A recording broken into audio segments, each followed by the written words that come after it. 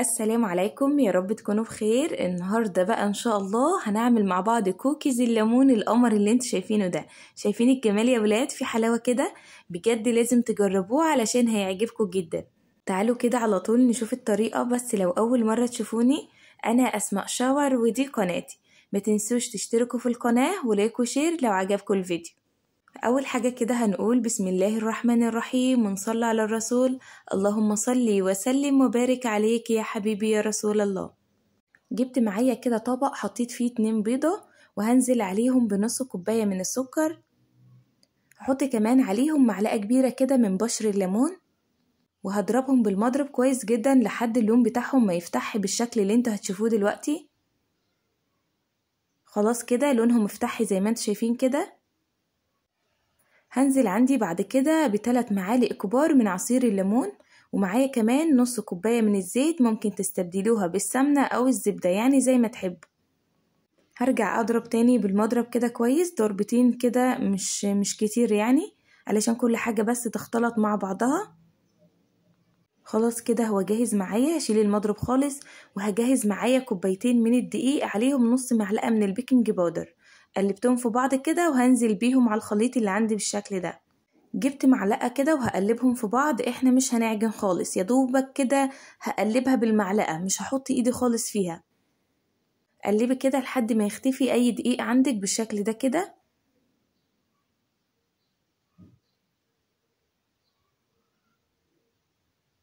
خلاص كده هي جاهزة معايا. اول ما تلاقي الدقيق كله اختفى معاكي والخليط كله اتقلب في بعضه بالشكل ده كده، خلاص هي جاهزة معانا. هشيل بقى المعلقة دي وخلاص مش هحط ايدي فيها خالص. هتلاقوا بقى معانا العجينة طرية خالص زي ما انتوا شايفين، فطبعا مش هنعرف نمسكها بايدينا خالص ونشكلها، فلازم تغطي بقى الخليط ده كده بكيس وتدخليه الفريزر حوالي كده ربع ساعة. وبعد ما يطلع بعد ربع ساعة هتلاقيه بقى متماسك شوية كده. فهجيب بقى المعلقة بتاعت الايس كريم دي وهبدأ اقطع بيها العجينة كده.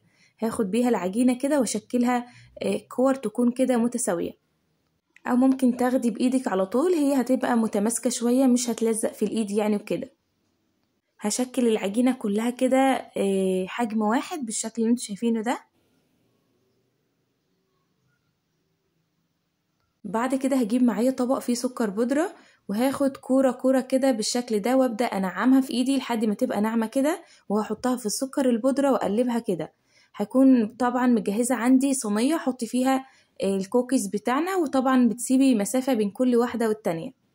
باخد كل كورة كده نعمها في ايدي، وبعد كده بحطها في السكر البودرة. طريقته سهلة جدا وبسيطة، مش بياخد وقت معانا خالص. وطبعا لازم تسيبي مسافة علشان هو هيفرد شوية في الفرن فايه ما يلزقوش في بعض. بعد كده هجيب معايا معلقة وابدأ اضغط على العجينة كده، اعمل لها تجويف لجوه علشان احط فيها المربى. انا عندي هنا مربى فراولة، ممكن تستخدموا اي نوع مربى انتوا حابينه. هضغط ضغطة بسيطة كده بالمعلقة واحط المربى. ممكن كمان تعملوا بغطاء ازازة، هيكون اسهل معاكم لو انتوا مش حابين تعملوا بالمعلقة.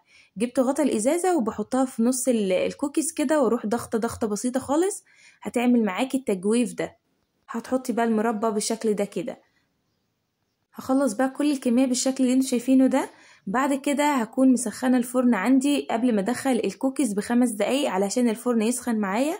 هدخله كده في الرف الوسطاني على درجة حرارة 180، بولع من تحت بس. اول ما ياخد لون من تحت خلاص هو استوى، مش بياخد لون من فوق خالص، ولا بولع حتى الشواية من فوق. هنا بعد ما طلع معايا من الفرن شايفين الجمال؟ بجد طالع حلو جدا.